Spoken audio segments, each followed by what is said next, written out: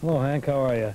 I'm sure that everybody's aware of the fact that earlier in the week that Moondog Mayne was in a car accident and was killed. And the only thing I have to say about Moondog is that even though he is very strange, and he was a very strange man, and he was hard to know, if you knew him, you had to love him.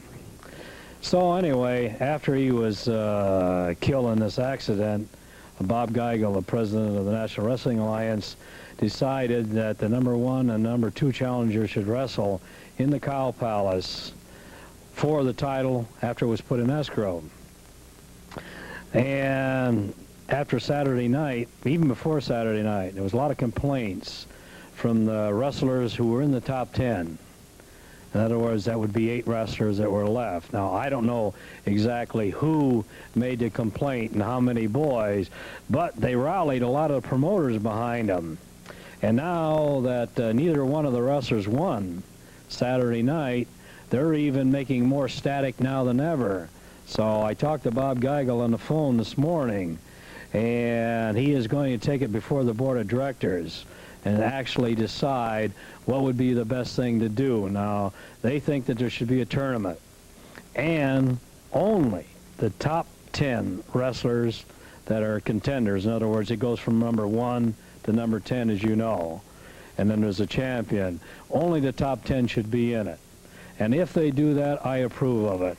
I think it's a good idea myself, because even because a wrestler is #4 or #5, that doesn't mean that a wrestler that's #1 or #2 is any better than him. In other words, that means you work your way up the ladder, you see. Right. So some wrestlers, and a lot of people think if a guy's a #1 challenger, that makes him better than a #3 or 4. It doesn't.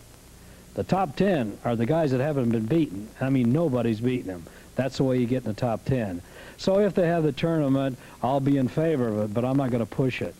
So I'll have word next week here on television, so if you people watch, I'll tell you exactly what's going to happen. Well, Roy, one more thing before you go. I know the promoters all over the country, of course, will be bidding for this tournament, and knowing you'll bid top dollar, but you think there's a good chance we maybe, if there is a tournament, could have it in the Cow Palace?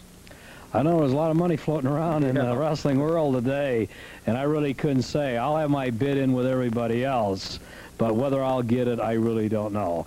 As I say, I am going to bid as high as I think the people will support. In other words, you see, if a promoter bids on a match, he has to guarantee a lot of money. Oh, yeah. And if it doesn't draw, he could lose a lot of money. So you just try to say, well, are the fans really behind it? And if they're behind it, can my town, San Francisco, which I have a lot of pride in, wrestling-wise, can I afford to bid that kind of money against, say, Detroit or Atlanta, that are big wrestling towns too, you see?